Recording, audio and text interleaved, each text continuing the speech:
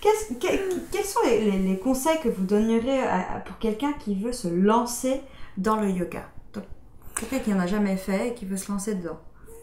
Alors, je pense que la première chose, et ça va beaucoup vous plaire, c'est de prendre un rendez-vous avec vous-même. Ah. Parce que, en général, on ne prend pas le temps pour soi. Encore une fois, c'est la même chose. Donc, le premier conseil, c'est de dire, ok, je vais me mettre au yoga.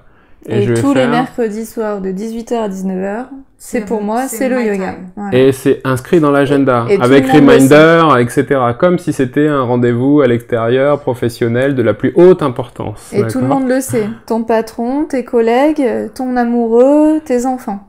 Tout le monde est au courant dispo, que de 18h à 19h, le mercredi soir, c'est que pour toi. Donc ça, c'est la première chose. C'est prendre l'engagement et réserver ce temps-là pour soi, comme un temps privilégié avec soi. Après, pour démarrer, on peut aller dans un centre, si on a la chance d'avoir un centre près de chez soi, ou également, il y a des programmes en ligne. Nous, d'ailleurs, on en a un, c'est j'apprends le yoga en 10 leçons, et l'objectif, c'est, tu vois, sur 10 semaines, on t'accompagne dans une pratique progressive pour t'emmener le plus rapidement possible à l'autopratique.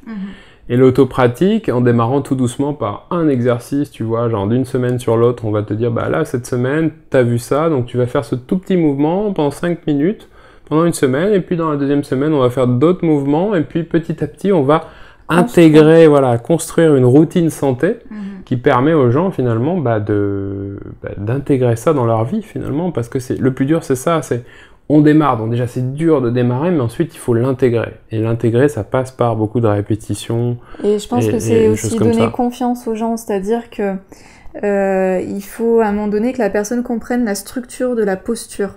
C'est-à-dire par exemple les points clés. Par exemple en yoga, il y a toujours 3 points clés pour être en sécurité dans la posture. Donc ça, c'est ce qu'on donne. On va expliquer pourquoi on met le pied de telle manière ou de telle manière d'un point de vue anatomique en fait. Donc les gens vont aussi comprendre le pourquoi. Donc déjà, ces choses-là qui ne sont pas expliquées la plupart du temps, en fait, dans les cours, en fait. Et c'est pour ça qu'après, on a du mal de le faire à la maison, parce qu'en fait, on n'a pas compris la posture.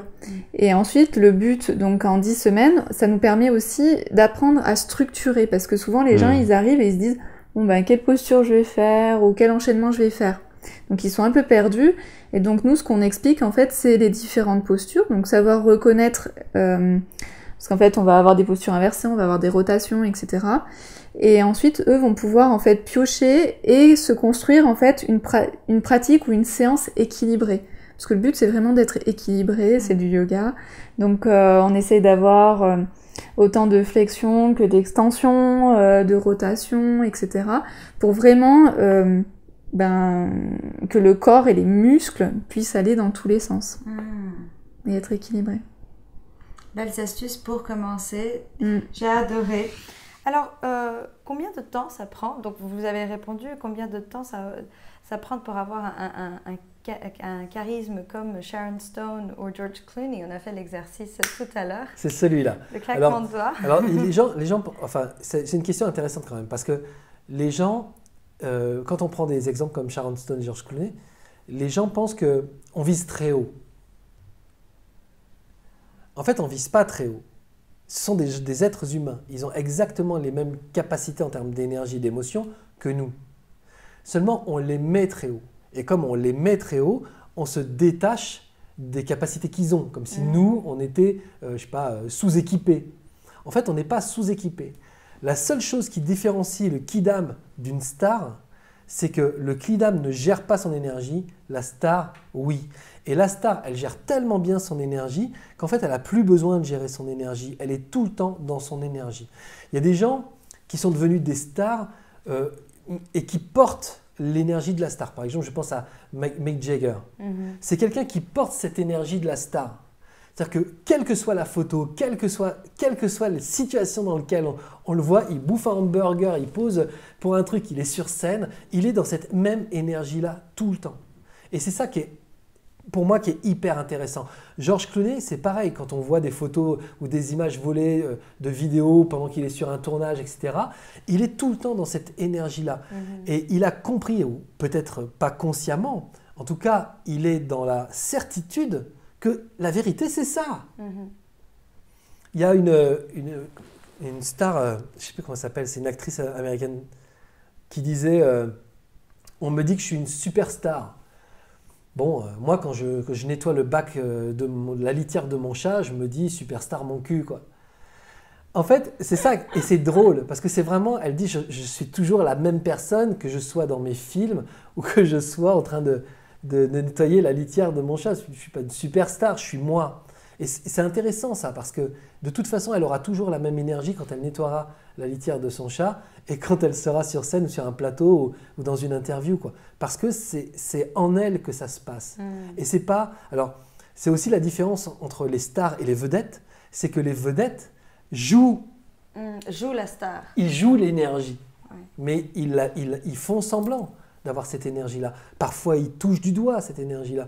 Mais alors qu'il suffirait qu'ils travaillent juste de l'intérieur plutôt que je pose comme, mais il suffirait qu'ils aient ça de l'intérieur et boum, ça part d'un seul coup, c'est gagné, quoi. Et ils passent du rang de vedette à star en un rien de temps. Et ça s'est vu très très souvent, quoi. Ça s'est vu très très souvent.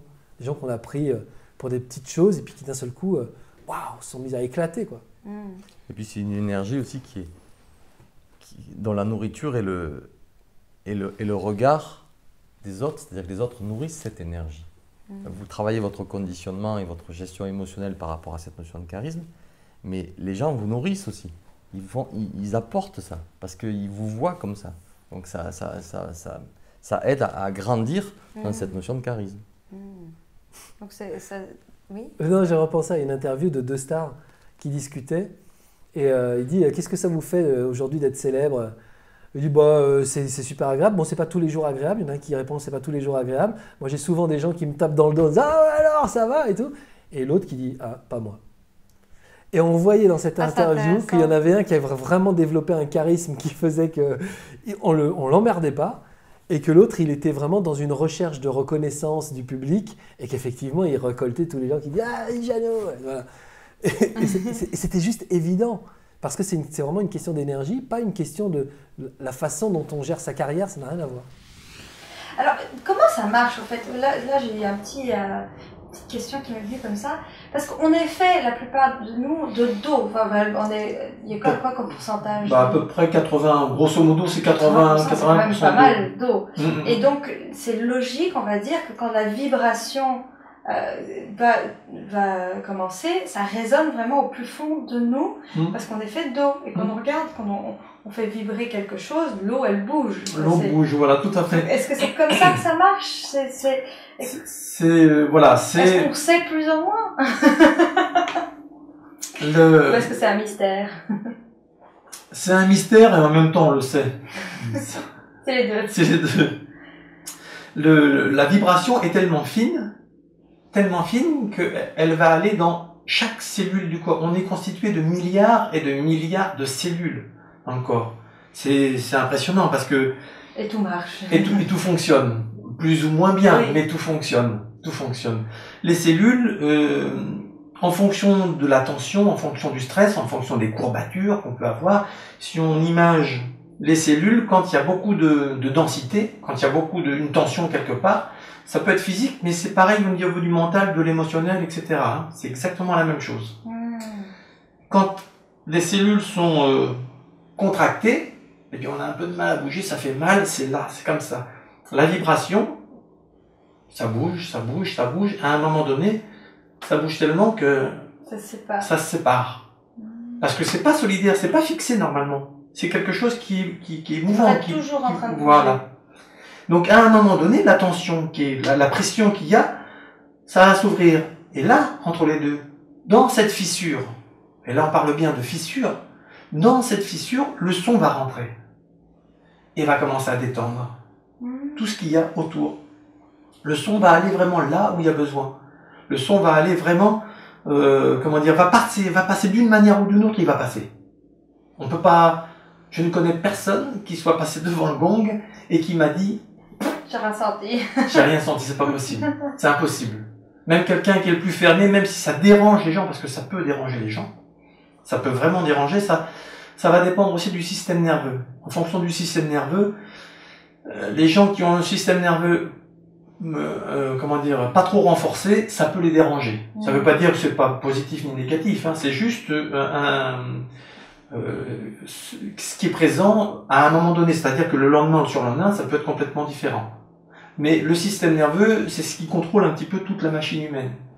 Et si le système nerveux est trop sollicité par la vie, justement, qu'on mène tous, eh bien, s'il est trop sollicité, à un moment donné, il peut plus. Il peut plus, ça déborde. Donc, si ça déborde, la moindre petite chose, ça peut nous irriter. Et le gong, dans la mesure où c'est des sons, des vibrations qu'on n'a pas l'habitude d'entendre, eh bien, effectivement, en fonction de notre système nerveux, ça peut être dérangeant. C'est rare, c'est très très rare, mais ça peut l'être. Alors, est-ce que tapoter, c'est vraiment suffisant pour être dans la zénitude? Alors, je dirais oui et non. Ben oui, pour certains. Et puis parfois, je trouve que c'est bien de changer de type d'exercice ou de le combiner avec d'autres choses. Je trouve que j'ai appris avec Byron Katie, qui est donc une Américaine, qui est pour moi un être éveillé. Et j'étais à un de ses séminaires qui dure 9 jours. Et un jour, elle a dit un truc qui m'a vraiment... elle dit « Devenez amoureux de la réalité ». En soi, moi je suis un peu rebelle. Comment, quoi, amoureux de la réalité? Mon amoureux vient de me laisser tomber. Je viens de faire faillite. C'est quoi le bazar ici? Comment être amoureux de la réalité? Et elle explique que, en fait, on veut toujours que la réalité s'adapte à nos envies. Et c'est nous qui ne voulons pas nous adapter à la réalité. Et elle dit que la fin de la souffrance, c'est quand on aime et qu'on accepte ce qui est. Si j'aime et que j'accepte le fait que mon amoureux, ben, il est parti.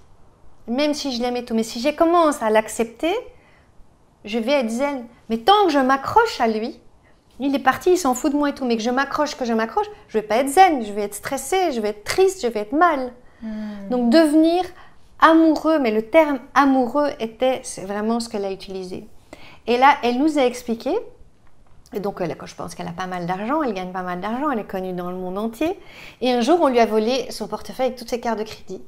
Et alors, elle nous a dit, et j'ai dit, oh yes, et qu'ils dépensent ce qu'ils peuvent dépenser. Elle se réjouissait au lieu d'avoir des angoisses. Mais il ne faut pas oublier qu'elle avait quand même passé à l'action. Elle avait téléphoné au système de cartes en disant, vous arrêtez les cartes. Mais à partir du moment où elle avait fait ce qu'il fallait faire, qu'elle était passée à l'action pour ce qu'il faut faire concrètement, après, elle se réjouissait. Parce que qu'est-ce qui se passe quand elle se réjouit? Elle vibre comment? Bien ou mal? Bien. Bien. Et quand on vibre bien, il y a que des bonnes choses qui se passent dans notre vie. Donc s'il avait vécu des angoisses, peut-être qu'il aurait dépensé des fortunes. Donc c'est ça être amoureux de la réalité.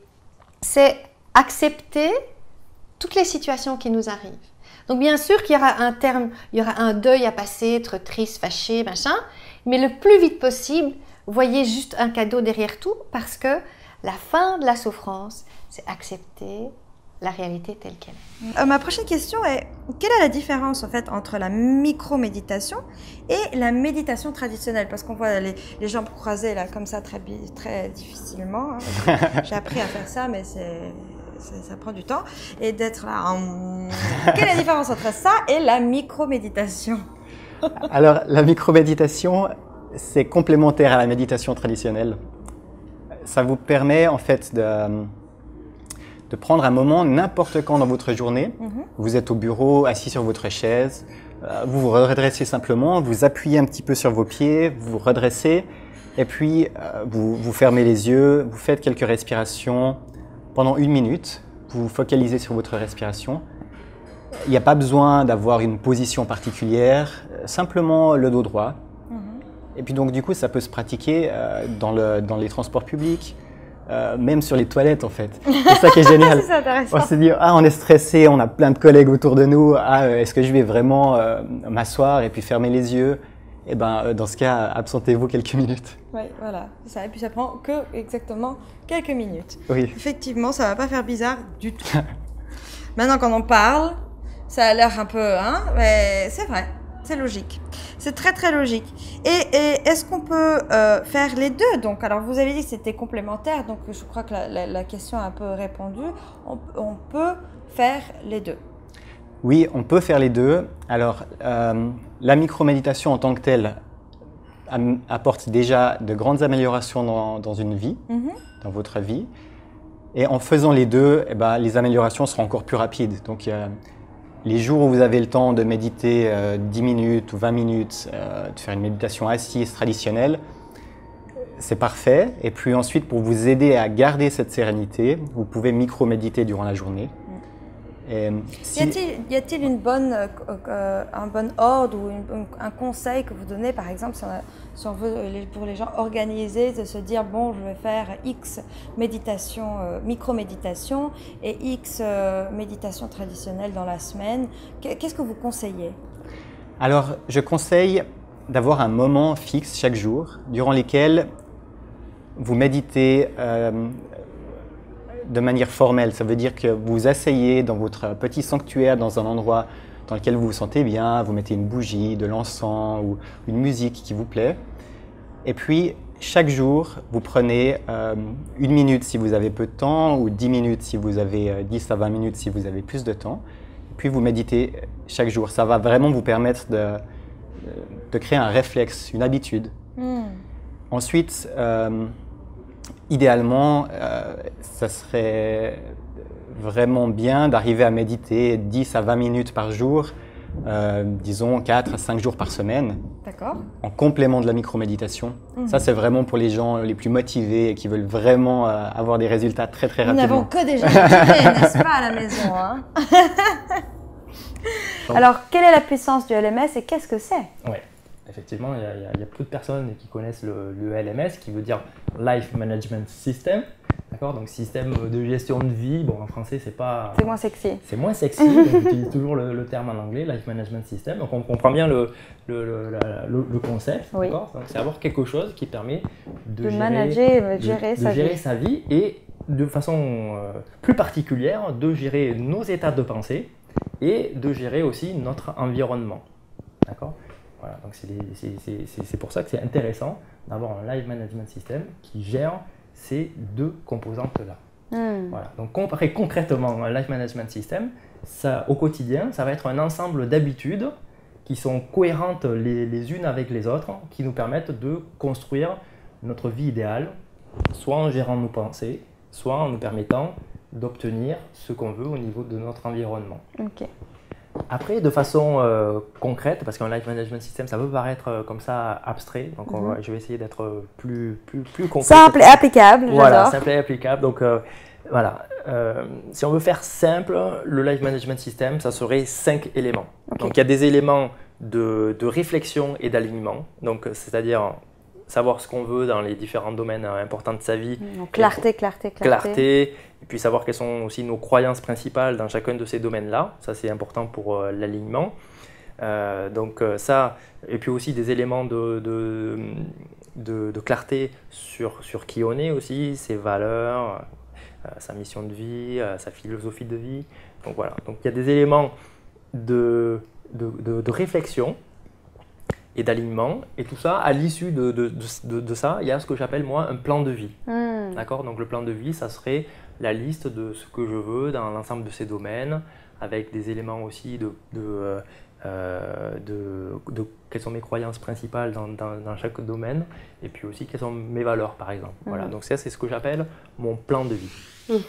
Alors, comment on gère la colère au service d'une relation? Alors, la colère, c'est une émotion que je commence à aimer de plus en plus. Et je crois que la colère a besoin d'être réhabilitée. Parce que c'est une émotion qui est malmenée. C'est une émotion qui n'est pas très connue, en fait. Ou bien, voilà, soit qui est connue dans une forme de colère contre soi, qui s'appelle la dépression. Soit qui est connu dans une forme réactive, et donc où on va être complètement voilà, sur la réaction face à l'autre et dans une forme d'intensité contre. Et pour moi, je suis passionnée en fait, de plus en plus par cette émotion, parce que je crois qu'elle a besoin d'être réhabilitée pour ce qu'elle est en fait.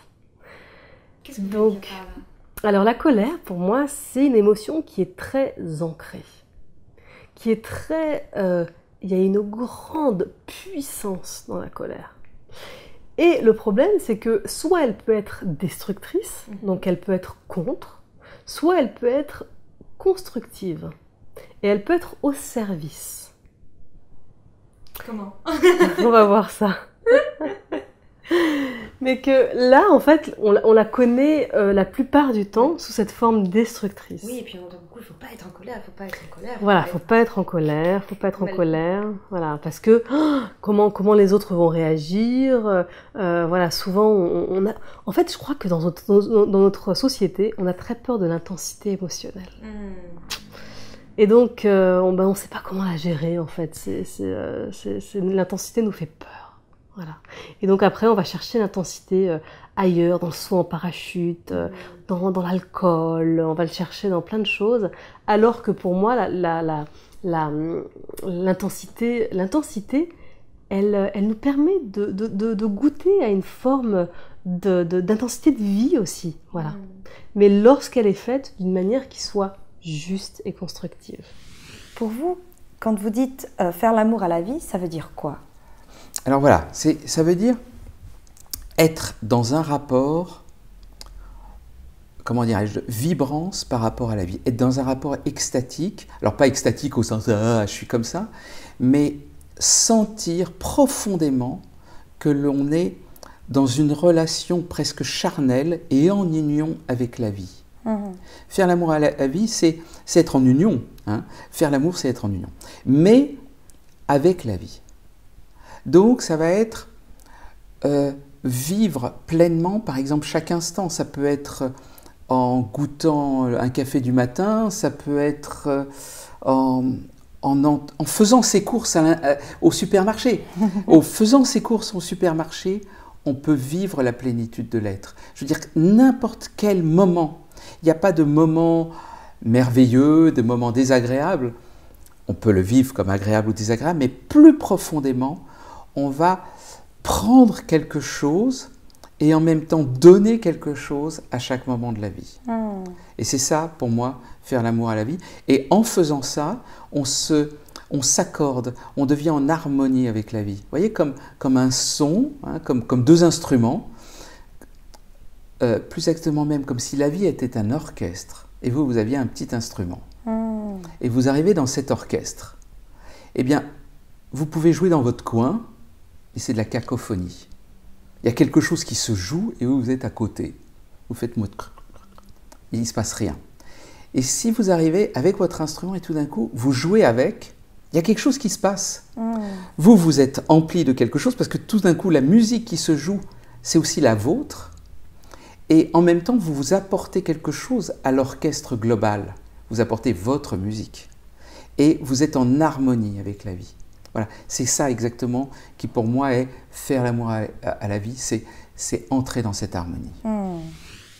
Quel est le principal problème du stress? Parce que quand même, oui d'accord, c'est positif, mais il y a beaucoup de problèmes qui arrivent du stress. Tout à fait, tout à fait. Quels sont ces problèmes? En fait, le principal problème du stress, comme je disais tout à l'heure, ce n'est pas le stress lui-même, c'est le fait que le stress perdure. Si je reprends tout ce que je disais tout à l'heure au niveau de la musculation. Si tu fais de la musculation pendant 1 heure, c'est cool. 2 heures, ça commence à être difficile. 3 heures, 4 heures, 5 heures. Si tu fais toute la journée de la musculation, et puis le lendemain, tu en refais toute la journée, au bout d'un moment, tu n'en peux plus. Les muscles, ils explosent. C'est ce qu'on voit avec des sportifs dont on entend parler des blessures de fatigue. Parce que physiquement, ils ne peuvent pas. Et le problème, c'est que dans notre cerveau, c'est exactement ce qu'on fait. C'est-à-dire qu'on se réveille le matin, déjà, on lit le journal, il n'y a que des mauvaises nouvelles. Ensuite, on va au boulot, on nous demande plein de choses, il y a plein de trucs à faire, il y a plein de stress. On rentre chez soi, il y a les enfants, il y a le ménage, on a des mails à traiter, on regarde le journal, il y a de nouveau des horreurs, des catastrophes, ainsi de suite. On se stresse en permanence. Et du coup, le fait de se stresser en permanence fait qu'on ne récupère pas. Donc, ce n'est pas le stress le problème, c'est le manque de récupération. Et du coup, ce manque de récupération fatigue l'organisme au fur et à mesure. Et c'est cette fatigue qui va provoquer tous les effets dont on parle, les problèmes de santé, les problèmes physiques, les problèmes émotionnels, les dépressions, les burn-out, enfin tout ce qu'on entend parler des effets négatifs du stress, qui sont dus en fait à cet épuisement émotionnel. Et uniquement à cet épuisement émotionnel. Après, il y a aussi le problème des surstress aigus. C'est-à-dire si à un moment tu as un gros stress, quelque chose qui te panique, donc là évidemment il y a quelque chose à traiter de ce côté-là. Mais ça, c'est pas très dangereux. Ce qui est dangereux, c'est la répétition. C'est le stress continu en fait. C'est ça, c'est ce qu'on appelle le stress chronique. Chronique, ok. Voilà. Et on se rend pas compte que c'est du stress peut-être. La plupart du temps, on ne s'en rend pas compte. Parce qu'on pense que c'est normal. Alors, on commence à avoir mal au dos, on commence à avoir mal aux articulations, on commence à être un peu irritable, on commence à fumer un peu trop de cigarettes pour ceux qui fument, à boire un peu trop de café, un peu trop manger, voilà, ils compensent par la bouffe, des choses comme ça. Mais on se dit, ouais, mais c'est pas grave. Sauf que c'est grave. Et il faut vraiment s'arrêter, quoi. Vraiment, le truc à faire, c'est prendre du repos, s'arrêter. Parce que de toute façon, si on ne s'arrête pas de gré, notre corps nous arrêtera de force. À un moment ou à un autre. Et ça sera grave. À quel niveau recommandez-vous de se séparer du superflu et pourquoi? Parce qu'il y a certaines choses peut-être qui inconsciemment nous rendent service, mais on ne le sait pas. Est-ce possible? Comment ça marche? Tout est possible. C'est-à-dire qu'il n'y a pas de... je donne un processus, mais le détail pour chaque personne, évidemment, va varier parce qu'on est tous différents. On n'a pas tous les mêmes besoins, pas tous les mêmes envies. On veut pas être les mêmes personnes, on veut pas vivre les mêmes choses et on veut pas ressentir les mêmes émotions. Mais moi, ce que je recommande, c'est en tout cas d'examiner tout ce qui pourrait, d'identifier tout ce qui pourrait être superflu à la fois au niveau matériel, donc toutes les choses qu'on possède, mais aussi au niveau du temps, donc les obligations, les activités qu'on a, et aussi au niveau énergétique. Alors je veux pas dire par là énergie, waouh j'ai de l'énergie comme ça, mais même si ça peut être lié, mais là je fais plutôt allusion à tout ce qui est émotions, sentiments, qui peuvent soit nous porter, soit nous tirer vers le bas. Donc faire un peu le nettoyage dans toutes ces zones. Oui, je vais donner un peu plus de détails. J'ai donné donc cet ordre précis, le matériel, le temporel et l'énergétique, parce que de ce que j'ai pu expérimenter, c'est le chemin qui me semble le plus logique et chaque étape va faciliter la suivante.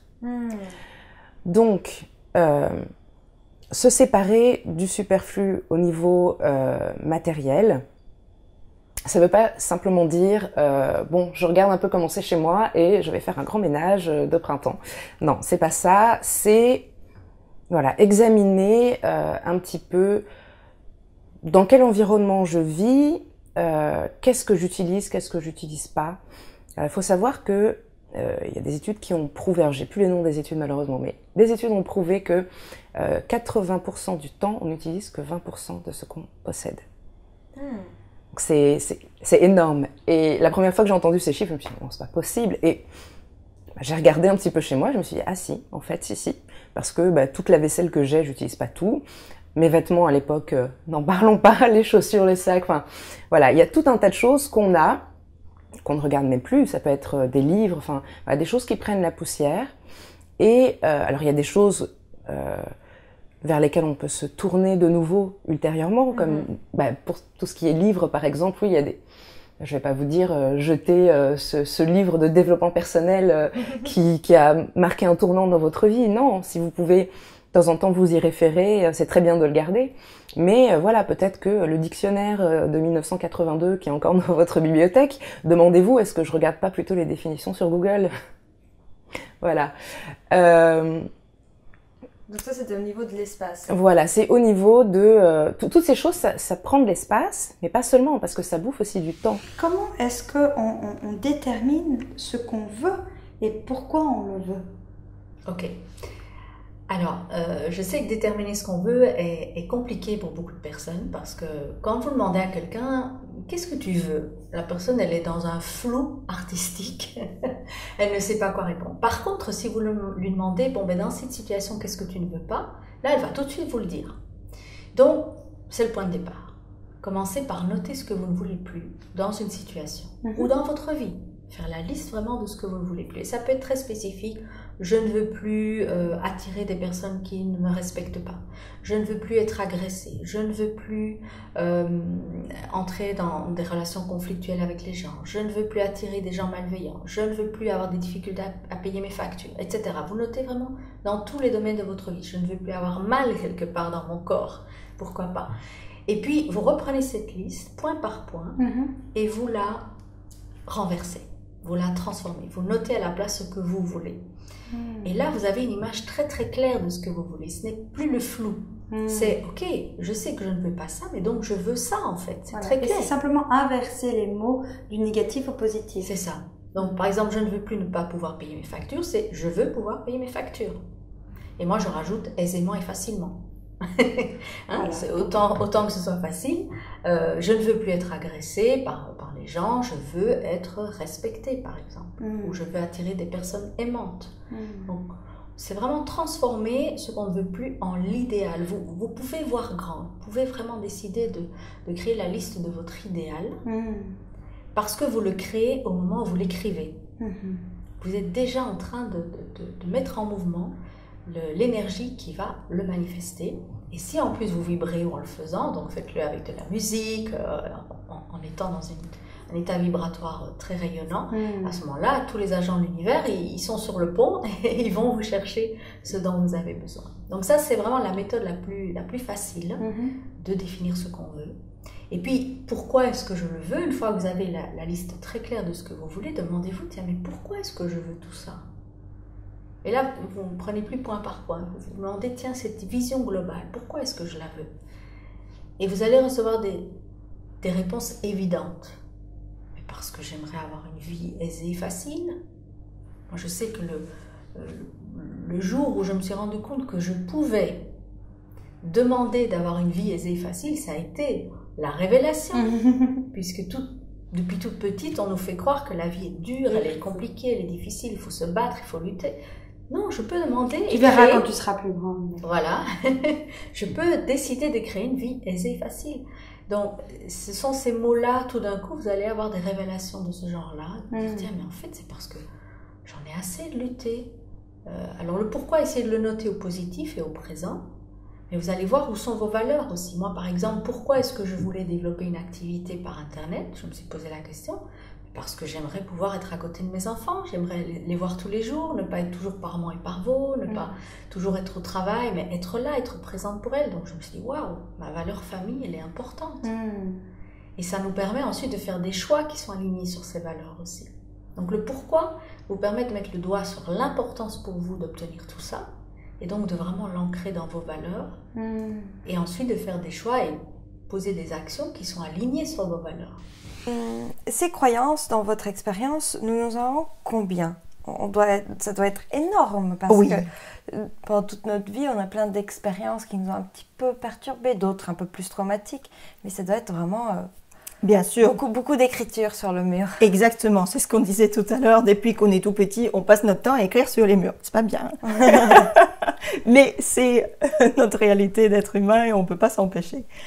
Donc Gary Craig, le fondateur de l'EFT, que je viens d'avoir la chance de rencontrer aux États-Unis d'ailleurs cet été, il parle de la procédure de paix personnelle. D'accord. Et là, c'est vraiment un outil formidable pour faire la paix avec son passé. Alors, ça consiste, il préconise de prendre un cahier exprès pour ça, un gros cahier, parce que dans ce cahier, nous allons marquer tous les événements marquants de notre vie. Plus ou moins stressants, plus ou moins traumatisants. Et c'est vrai que certaines personnes peuvent dire « Ah, je m'en souviens pas ». Mais de commencer à écrire, on commence à prendre l'habitude de libérer certaines choses. Peut-être des petites choses qui après, les choses qui sont un peu plus fortes et traumatisantes reviennent à la surface parce qu'on prend l'habitude d'ouvrir les portes. Exactement. Ça, hein? Parce que comme c'est rangé par chapitre, par grappe, dans les réseaux neuronaux de notre cerveau, quand on commence à tirer sur un fil, effectivement, il y a toute la pelote qui vient. D'accord. Donc, ça peut être assez long de lister tous ces événements. Mais ne vous découragez pas, parce que la chance avec l'EFT, c'est qu'on a ce qu'on appelle un effet de généralisation. Parce que le but de l'exercice, donc, c'est pas seulement de les lister, mais c'est ensuite de les traiter. avec l'EFT, de le faire tout seul ou avec quelqu'un. Et si dans une grappe, mettons, il y a une dizaine d'événements qui contribuent peut-être à cette peur de parler en public, par exemple, on va en traiter 1, 2, 3, mais c'est très rare qu'on arrive à 10. D'accord. Parce qu'ils sont tous interconnectés. Ah. C'est comme une forêt d'arbres. Et quand on commence à abattre des arbres, à un moment donné, toute la forêt s'écroule.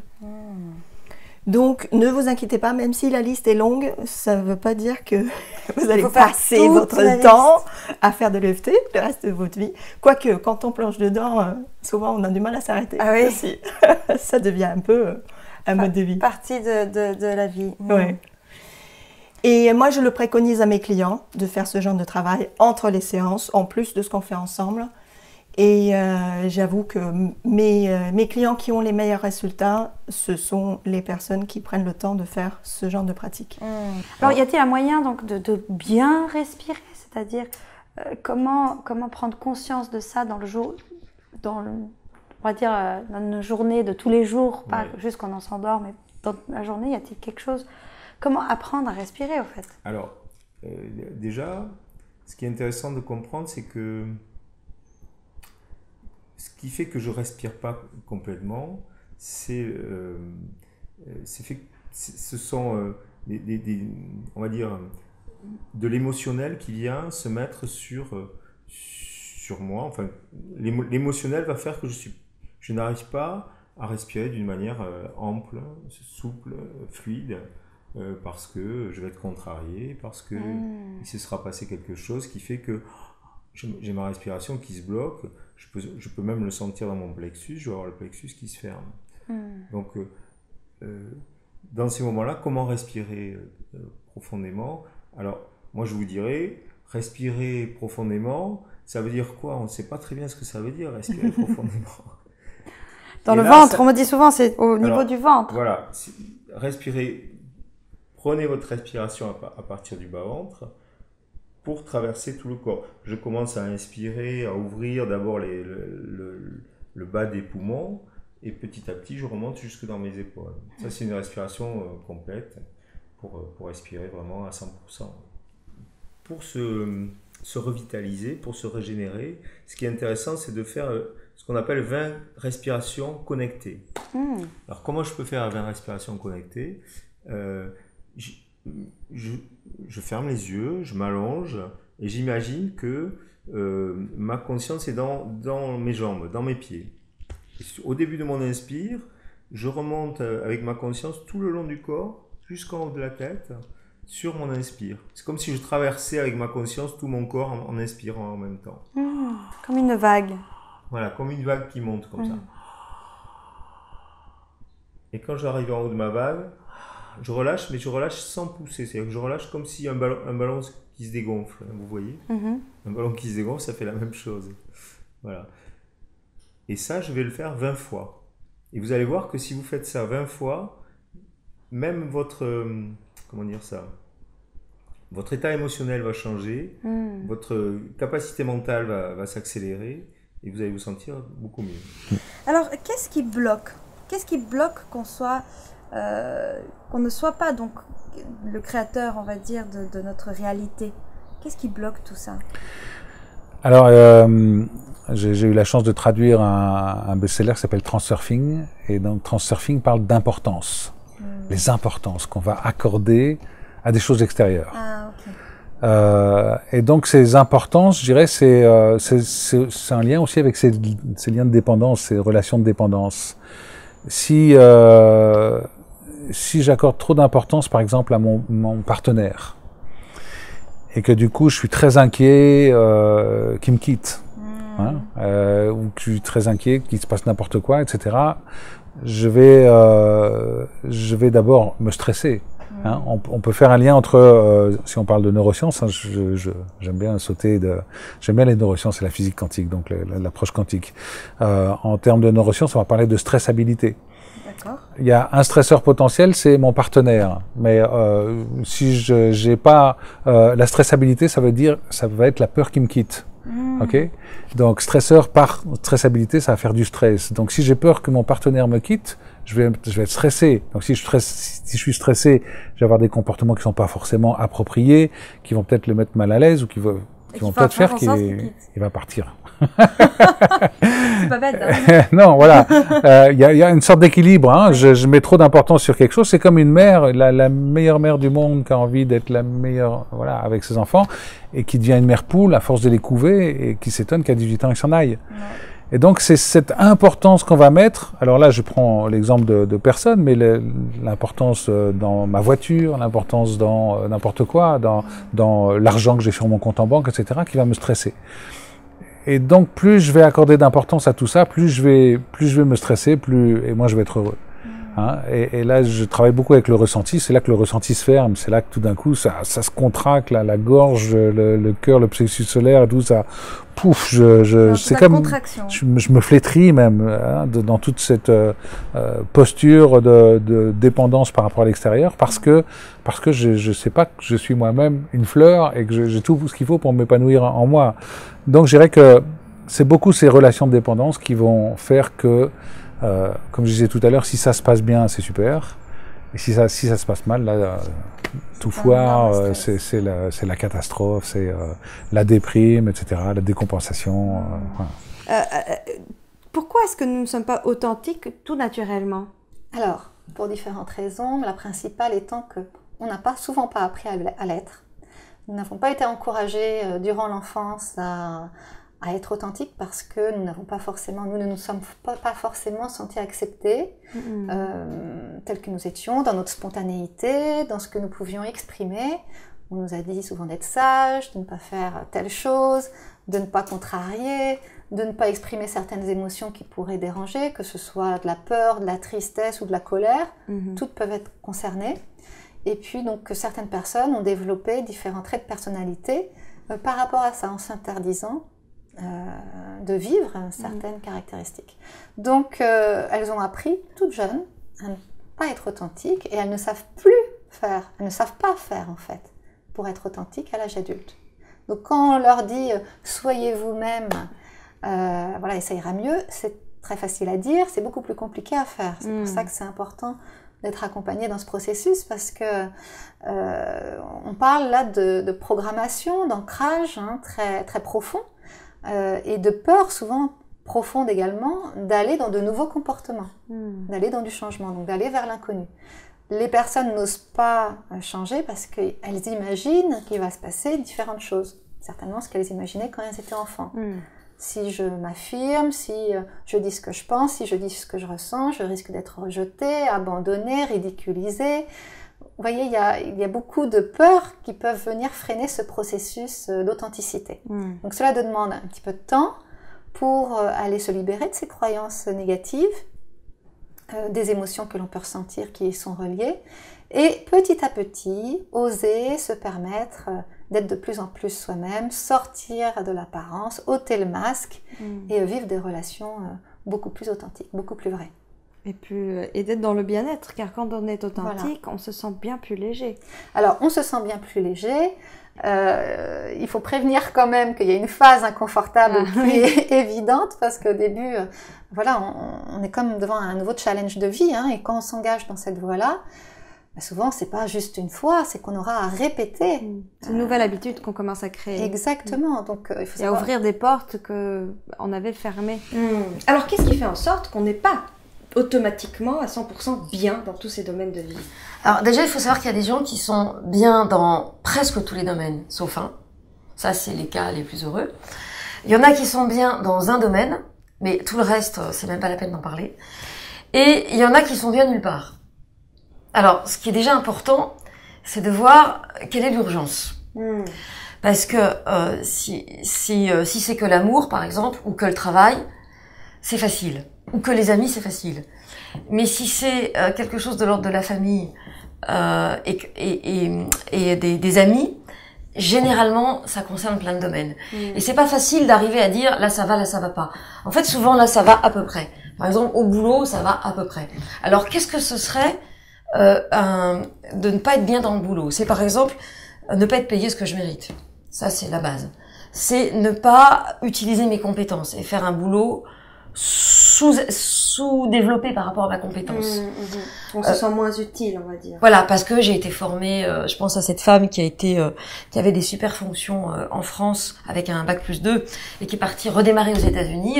Et quand elle a eu des super fonctions aux États-Unis, et quand elle est revenue en France 10 ans plus tard, elle est redevenue à son niveau bac+2. Mais le bac+2 de ses 25 ans avec ce qu'elle avait, c'était plus la même chose que à 35 ans, il fallait redémarrer. Donc, ça peut faire qu'on est sous-employé. Alors aussi, dans un sens, ça veut dire qu'elle... Ah oui, parce qu'elle n'a pas travaillé... Non, je dis des bêtises, elle n'avait pas bossé aux États-Unis. Et donc, elle n'avait pas développé ses compétences, et en plus, elle n'était pas reconnue. Enfin bref, tout ça, toutes ces raisons qui font que vous avez des diplômes qui sont pas reconnus, ou des fonctions qui sont pas reconnues, et qu'il y a des emplois que vous ne pouvez pas exercer, puisqu'il y a des gens plus jeunes, qui sont moins chers, etc. C'est être harcelé par quelqu'un. Dans l'environnement professionnel, souvent, on est harcelé, maltraité par l'environnement. Ça, c'est par rapport, quand je dis souvent, c'est par rapport aux demandes que j'ai, évidemment. Et évidemment, ça nous ramène à qui vous a maltraité dans d'autres domaines que le travail et pourquoi vous avez été programmé. Donc ça, c'est un autre, c'est un autre domaine, mais c'est super important de se dire, si quelqu'un me maltraite, c'est qu'il y a une partie de moi qui est au service et qui donne la possibilité de le faire. Et donc, est-ce qu'il n'y aurait pas d'autres domaines dans lesquels je me maltraite? Alors, le boulot, c'est aussi faire 4 heures de transport par jour. C'est faire quelque chose qui ne me plaît pas. Donc, c'est en fait très important le domaine professionnel. Et c'est, alors, l'excès inverse, donc les deux faces d'une même médaille, c'est être workaholic, c'est-à-dire être tellement obsédé du boulot que je suis en fait en couple avec mon boulot. Et c'est pas mieux. Donc, si vous pensez que parce que vous travaillez beaucoup et que vous gagnez bien votre vie, vous êtes sauvé, c'est pas vrai. Hein. Parce que si vous êtes en couple avec votre boulot, c'est comme si vous étiez en couple avec votre chien. Il n'y a pas de place pour quelqu'un d'autre. J'ai une petite question.